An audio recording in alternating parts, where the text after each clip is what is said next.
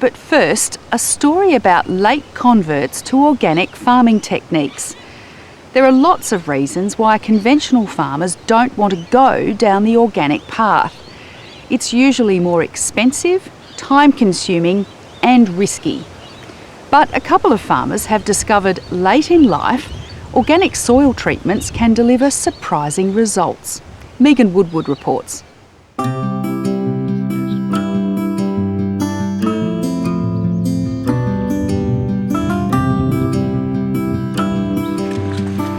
At 80 years of age, dairy farmer and stud cattle breeder Pat McDonald isn't slowing down.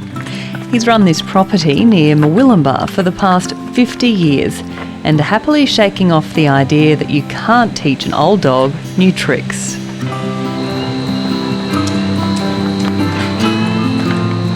A late convert to the idea of organic fertilising, he's now happy to spread the good word.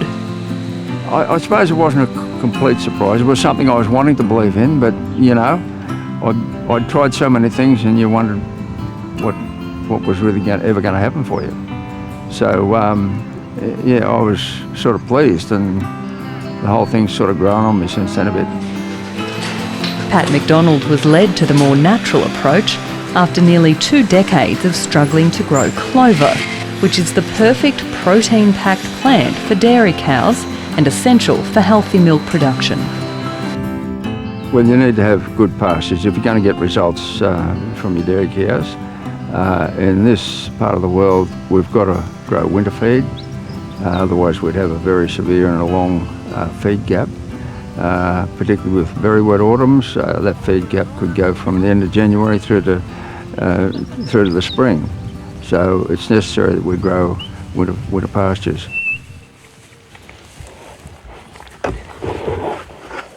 He says he's lost count how many fertiliser reps and agronomists have passed through the farm gate, all with different ideas and methods to convince the clover to take root. Nothing worked, and so when the local council offered a subsidised compost program last year, he warily signed up as a last-ditch effort to see if anything could benefit his barren paddocks. Okay, we'll check it here, Pat, and see how it goes. 20 tonne was spread over 1 hectare and 40 tonne on another. Then they planted down rye and clover and waited with bated breath. A good crop of clover here, Pat. Last winter, we grew very little ryegrass off it, and we did choose not to apply any fertiliser to it at all, to give it a fair trial.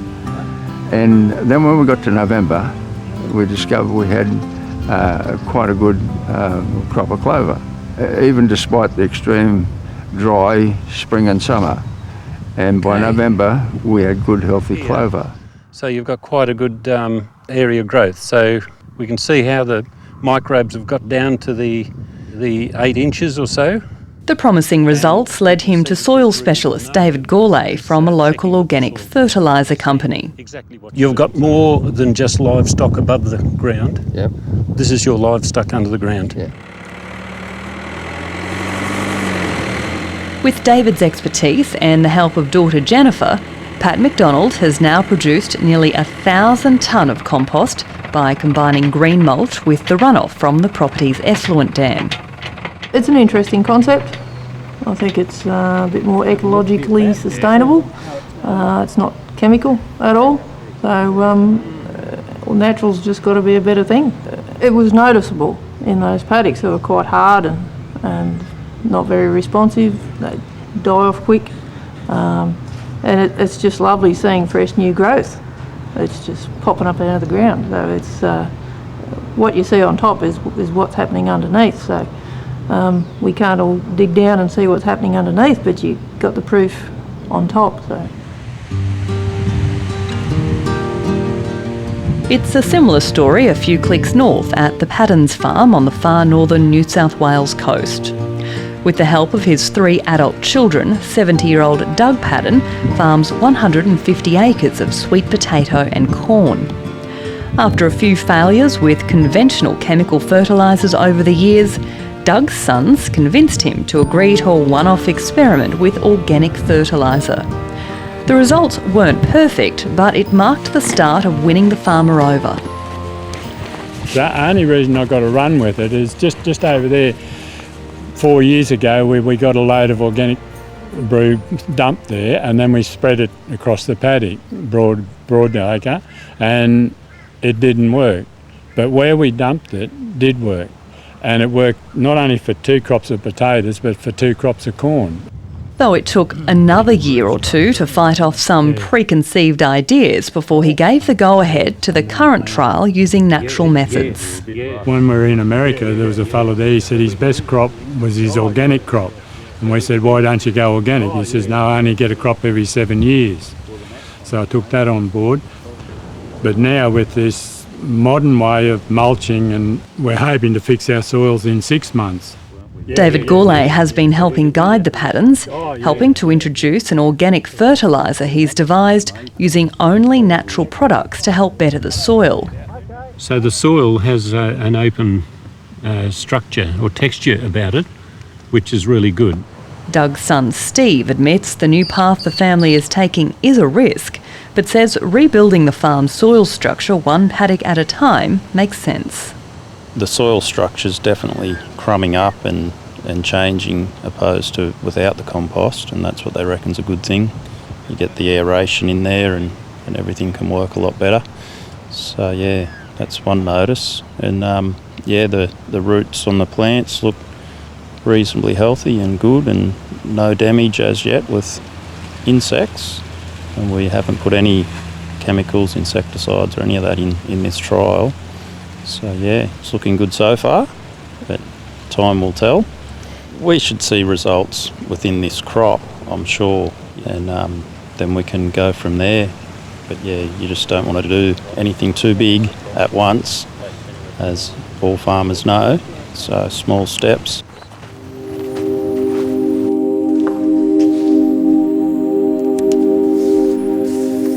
It's been small steps for David Gourlay and his wife Janet too. Over the past 5 years, they've built up a small company with the aim of perfecting their organic fertiliser recipe and learning how to swing the thinking of local farmers. I think there's been such a massive loss of carbon from our soils, and if we want to bring a change about in production and costs, then we have to look outside the box and look at something that's going to turn things around. So we're getting really positive feedback from this. I mean, moving a new product on the market is not easy, and it's taken us a little time. We're into our 5th year, but things are starting to take off. So yeah, we're excited. With an agricultural background, the labour of love has a personal element for David. I used chemicals myself fairly indiscriminately, and I have a daughter with a heart abnormality, so that from that point I wanted to do things naturally, and I stumbled on biodynamics and started into that, and got into inventions of better ways to do things in the farming industry. Since then, a small range of products to help with soil remediation and to support compost mulch have been created, using ingredients like molasses, microbes, sea minerals and sea kelp. Soil Builder has really targeted a deep soil therapy, we call it. So by applying Soil Builder where those microbes don't like light or don't need oxygen, so they burrow down deep into the soil and restructure the soil so that the roots of the plants can get down deeper and have a wider range of nutrients that they can have access to. So the product may not have high levels of single trace minerals, but it has a broad spectrum so that the plant can call on whichever nutrient it needs. It communicates with the microbes, the plants, whether it be trees or grasses or whatever, and a synergy is developed in the soil between the life in the soil and the plants.